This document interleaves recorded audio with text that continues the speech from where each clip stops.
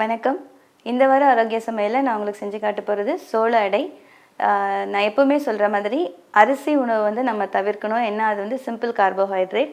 அதுக்கு பதில் வந்து கம்பு, கேழ்வரகு, சோளம் அந்த மாதிரி வந்து ஹை ஃபைபராக இருக்கிற மாவுச்சத்துள்ள உணவு சாப்பிட்ணும். அதனால் நான் இன்றைக்கி வந்து அரிசியை சப்ஸ்டியூட் பண்ணிவிட்டு அதுக்கு பதில் சோளம் யூஸ் பண்ணி நம்ம ரெகுலராக எப்போவுமே பண்ணுற பருப்பெல்லாம் சேர்த்து பண்ணுற அடை வந்து உங்களுக்கு செஞ்சு காட்ட போகிறேன். எப்படி பண்ணுறதுன்னு பார்க்கலாம். இதுக்கு வந்து நான் சோளம் வந்து நைட்டே ஊற வச்சிட்டேன். ஒரு 8 மணி நேரம் ஊற வைக்கணும். நீங்கள் 8 மணி நேரம் ஊற வச்சிங்கன்னா தான் அது நல்லா உங்களுக்கு வந்து அரைப்படும். அந்த மாதிரி ஊற வச்சு எடுத்துருக்கேன். 1 கப்பு சோளம்.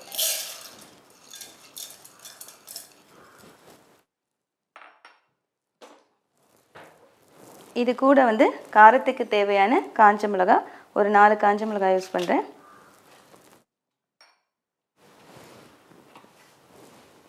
ஒரு ஸ்பூன் ஜீரகம்,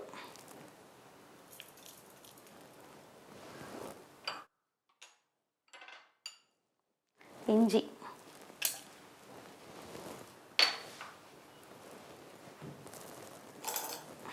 தேவையான அளவு உப்பு, கல்லுப்பு,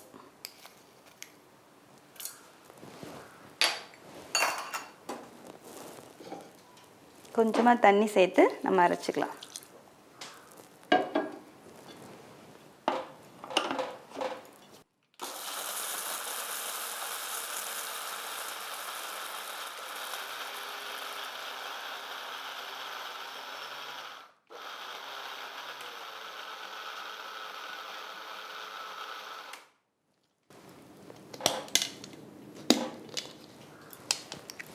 இதிலே வந்து கொஞ்சம் கருவேப்பிலை நான் சேர்த்துடுறேன்.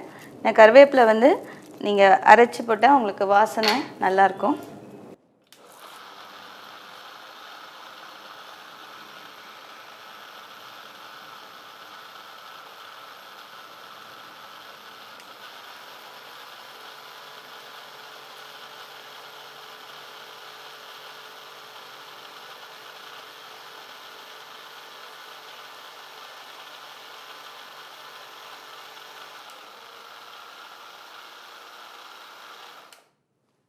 இப்போ இந்த சோளம் வந்து ஓரளவுக்கு நல்லா அரைஞ்சிருச்சு. இதோடு வந்து நான் வந்து கடலை பருப்பும் பாசி பருப்பும் ஊற வச்சுருக்கேன். எப்போவுமே நீங்கள் அடை பண்ணும்போது இது மாதிரி டிஃப்ரெண்ட் பருப்பெல்லாம் தானே ஊற வைப்பீங்க. அதே மாதிரி நான் வந்து இன்றைக்கி இதை எடுத்திருக்கேன். நீங்கள் வந்து இன்னும் கூட இல்லை பாசி பயிறு தோலோட அது இல்லைன்னா முழு உளுந்து அதெல்லாம் கூட யூஸ் பண்ணி செய்யலாம்.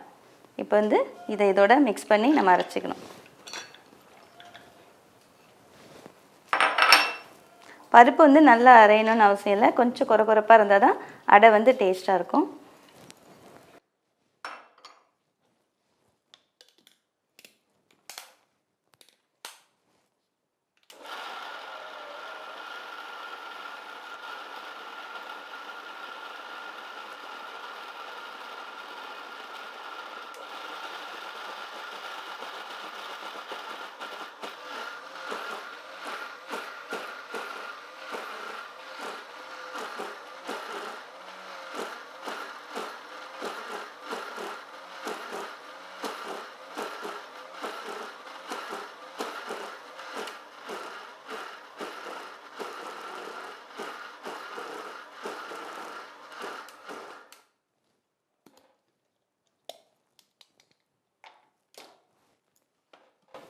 எல்லாம் ஒன்றா சேர்ந்து அரைஞ்சிச்சு.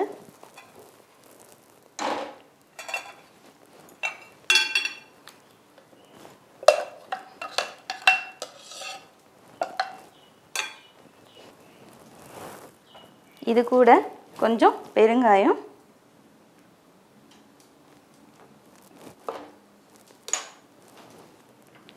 பொடியை நறுக்கி வச்சிருக்க கொத்தமல்லி,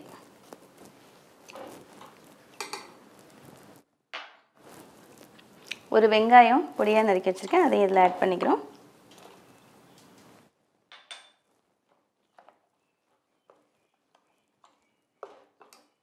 கூட வந்து நான் முட்டைக்கோஸ், இந்த சிகப்பு முட்டைக்கோஸ் வாங்கியிருக்கேன். இது வந்து இதோட ஆட் பண்ணுறேன். கலருக்காக நான் வந்து ரெட் கலர் வாங்கியிருக்கேன்.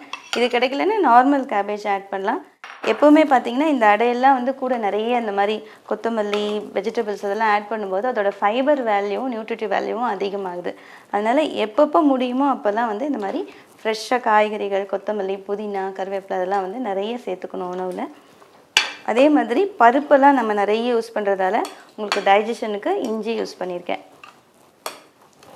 இதை நல்லா மிக்ஸ் பண்ணிவிட்டு நம்ம தோசை அடை மாதிரி பண்ணணும்.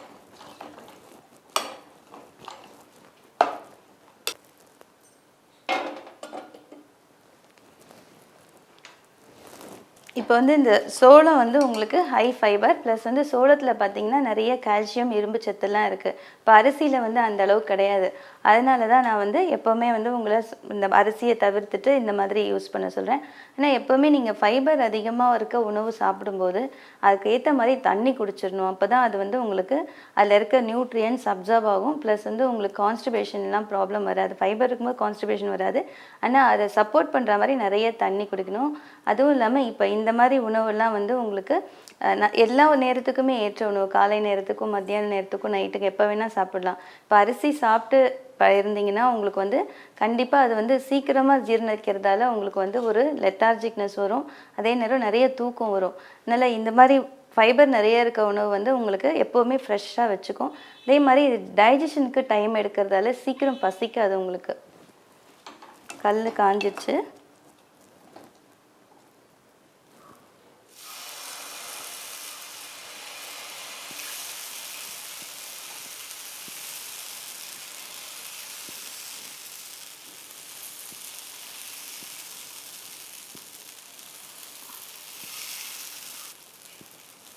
இப்போது ஆரோக்கியமான உணவுன்னு எடுத்துட்டிங்கன்னா ஒவ்வொரு மீல்லையும் நம்ம உடம்புக்கு தேவையான அத்தனை ஊட்டச்சத்துக்களும் இருக்கணும். மாவுச்சத்து இருக்கணும், புரதச்சத்து இருக்கணும், வைட்டமின்கள் இருக்கணும், தாது உப்புக்கள் இருக்கணும், கொழுப்புச்சத்து இருக்கணும். இந்த மாதிரி எல்லாமே தேவையான அளவு இருக்கணும். அதே வந்து நல்ல குவாலிட்டியாக கிடைக்கணும். அதனால அந்த மாதிரி சாப்பிட்றது தான் உடம்புக்கு ரொம்ப நல்லது. இப்போ இந்த எடை எடுத்துக்கிட்டிங்கன்னா உங்கள் உடம்புக்கு தேவையான அத்தனையுமே இருக்குது. சோளம் வந்து உங்களோட மாவுச்சத்து, பருப்பெல்லாம் வந்து புரதச்சத்து. அதோட வந்து நம்ம கீரை, வெங்காயம், கொத்தமல்லி அதெல்லாம் ஆட் பண்ணியிருக்கோம் இல்லையா, காய்கறி அதெல்லாம் வந்து உங்களுக்கு வைட்டமின், தாதுப்புக்கள் அந்த மாதிரி கிடைக்கும். இந்த மாதிரி உணவு வந்து எப்போவுமே ஒரு பெஸ்ட்டு, ஒரு ஃபுல் இதுவே எடுத்துக்கிட்டிங்கன்னா ஒரு ஃபுல் பேலன்ஸ்டு ஃபுட்டு. இது கூட நீங்கள் ஏதாவது ஒரு காய்கறியோ இல்லை ஒரு கூட்டு, சாலட் அந்த மாதிரி வச்சுட்டு சாப்பிடலாம்.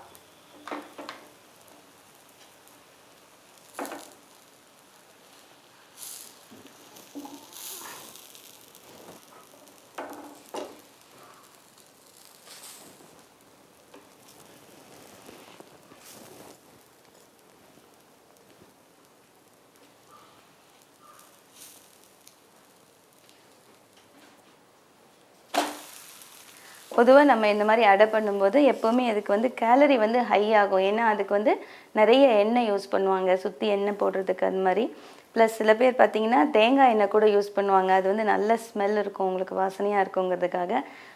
அதனால வந்து தேங்காய் எண்ணெய் முக்கியமாக வந்து ஹை கொலஸ்ட்ரால் உங்களுக்கு. அதனால் மேக்ஸிமம் வந்து உங்களோட அந்த பழக்கத்தினால தான் வந்து இந்த மாதிரி வர்றது. நீங்கள் அதை கொஞ்சம் கொஞ்சமாக குறைச்சிக்கலாம். இப்போ நீங்கள் குழந்தைங்களுக்கு கொடுக்கும்போது 1 ஸ்பூன் எண்ணெய் யூஸ் பண்ணி செஞ்சு கொடுக்கலாம். அதே கூட வந்து அவங்களுக்கு வந்து அந்த அதிக அளவு ஆயில் போட்டு சமைச்சு கொடுக்கணும்னு அவசியம் இல்லை. ஃபர்ஸ்ட் ஆஃப் ஆல் வந்து அது இன்டைஜஷனுக்கு கொண்டு வரும்.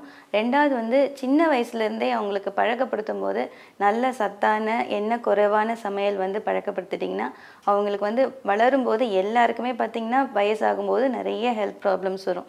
அதெல்லாம் வராமல் அவங்க வந்து அவங்கள காப்பாற்றிக்கலாம். இந்த மாதிரி அடையெல்லாம் உங்களுக்கு வந்து சுட சுட சாப்பிட்டா உங்களுக்கு கண்டிப்பாக வந்து அந்த எண்ணெய் இல்லாமல் செஞ்ச டேஸ்ட் வந்து உங்களுக்கு தெரியவே தெரியாது. ரொம்ப டேஸ்டியாக இருக்கும். கொஞ்சம் ஆறுனா உங்களுக்கு சாப்பிட்றது கொஞ்சம் கஷ்டமாக இருக்கும்.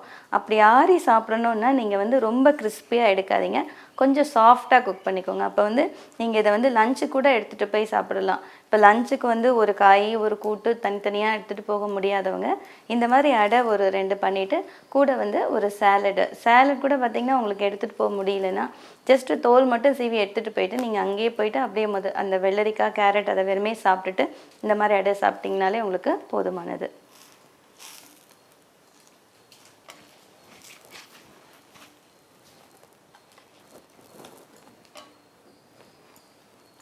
சத்தான சோள அடை ரெடி ஆயிடுச்சு. நீங்களும் உங்கள் வீட்டில் ட்ரை பண்ணி பாருங்கள்.